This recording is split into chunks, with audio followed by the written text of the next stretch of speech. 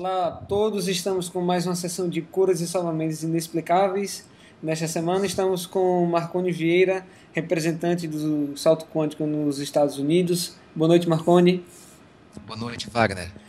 Marconi tem casos interessantíssimos a nos descrever que aconteceram com os componentes do grupo do qual Marconi é o fundador aí nos Estados Unidos. Marconi, você poderia nos relatar primeiramente o caso da Nora C? Sim, a Noraci, tia da minha esposa, ela frequenta os nossos grupos de estudo. E há uns 3 anos atrás, ela ah, suspeitou que tinha um tumor no seio e isso foi o suficiente para ela entrar em depressão. ah, Ela demorou mais de 3 semanas depois dessa suspeita para marcar uma consulta com o médico, porque ela não queria nem saber, né, não queria nem ter noção do que podia ser, né, de tanto medo que ela tinha do diagnóstico, da possibilidade de ser realmente, né, um tumor cancerígeno. Então, ah, recentemente, né, foi uma surpresa para nós, quando, durante um exame periódico, né, um desses exames anuais, ela efetivamente detectou um câncer de mama, um tumor, e ela reagiu de uma forma completamente diferente. Quando a gente ficou sabendo que podia haver a possibilidade de ser um tumor, nós já nos preparamos, a família toda se preparou para, agora a barra vai pesar. Mas pelo contrário, ela reagiu super bem, de maneira muito positiva realmente. Submeteu-se a 2 intervenções cirúrgicas. A primeira não foi agressiva o suficiente, teve que fazer uma segunda intervenção. E, além do aspecto psicológico, que nos chamou muita atenção, houve também a questão de que praticamente ela não sentiu dor durante as intervenções e no pós-operatório, o que realmente era esperado. Tanto que o médico chegou a receitar uma série de remédios para dor e ela não chegou nem a comprar, não precisou nem adquirir os remédios porque realmente não sentiu dor num nível que fosse insuportável, né? Ela conseguiu tolerar a dor sem auxílio de remédios. Então isso nos chamou bastante atenção. A reação a nível psicológico e a nível físico também. Marconi, você também poderia nos descrever um caso que aconteceu com o irmão dela, que mora aqui no Brasil, não é? Sim, Luiz. O caso dele foi o seguinte: ele teve um AVC e foi levado às pressas para o hospital e teve que ser operado, né? Sofreu uma operação no cérebro. Eles realmente, né, abriram o crânio dele e tiveram que fazer uma drenagem para diminuir a pressão interna. E no pós-operatório, ele entrou em coma profundo e os médicos chamaram a família e disseram: olha, ele vai morrer, né, como o médico diz normalmente, né, ah, nessa noite. Ele não deve passar dessa noite, né? E nós estávamos já nesse processo, foi de domingo para segunda, né? A nossa já estava sabendo, ela falou para a gente, estava todo mundo em oração. E ele, contra a expectativa dos médicos, resistiu até a segunda-feira. E o interessante é que na segunda-feira à noite, quando nós temos a nossa reunião mediúnica aqui, nós fizemos ao final da reunião mediúnica um grupo de oração intercessórias, né? Pedindo para algumas outras pessoas aqui, mas principalmente para o Luiz, né, que estava lá entre a vida e a morte. E contra todas as expectativas e a prognose dos médicos, ele saiu do coma profundo, né, na manhã seguinte. Na manhã, então, logo após a nossa reunião, né, no dia seguinte, ele acordou, saiu do coma profundo e saiu praticamente lúcido. E os médicos ficaram embasbacados, ficaram sem realmente saber como explicar. Ele justamente faz essa expressão que disse, né, não tem explicação, né, eles não sabiam o que dizer.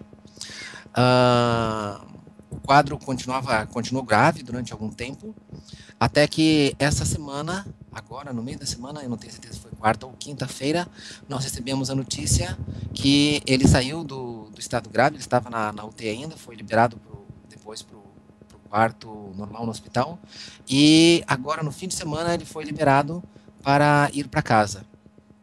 Então, voltou para casa já. Ele deve ficar com algumas sequelas, mas muito pequenas, perto do que os médicos imaginavam.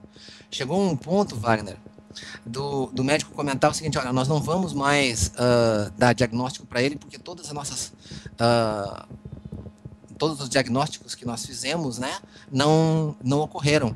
Né? Ele disse que ele não se enquadrava nos quadros diagnósticos normais que eles tinham.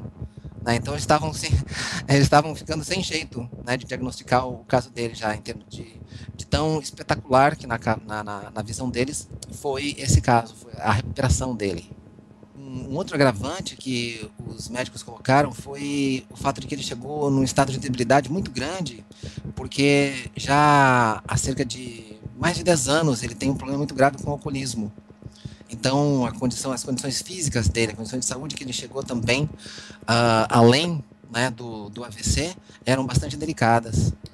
Marconinho também tem um evento que aconteceu com Solange, uma das frequentadoras do grupo lá dos Estados Unidos, que ela passou por uma situação bem delicada, né, Marconinho? Você poderia nos dar detalhes do que aconteceu?